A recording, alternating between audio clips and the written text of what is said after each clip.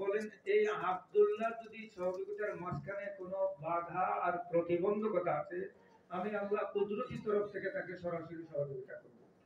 তো আজকে আমরা যারা এখানে উপস্থিত আছি, আমরাও দোয়া করি আজকের এই প্রতিষ্ঠান যে হসপিটাল দিয়ে আল্লাহ পাক এটাকে কবুল করে নেয়। আমরা যারা আসছি এখানে মান্যগণ্য ব্যক্তিবর্গ, আল্লাহ আমাদের সকলকেও মঞ্জুর করে নেন এবং আল্লাহ পাক আমাদের সকলকে মাফ করে দেন। আমিন।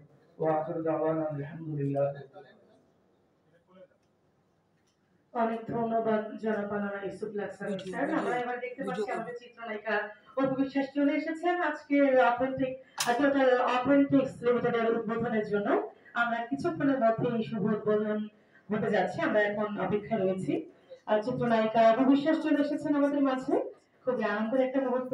এখন আমরা কিছুক্ষণের মধ্যে ফিতাকে যে উদ্বোধন করতে যাচ্ছি।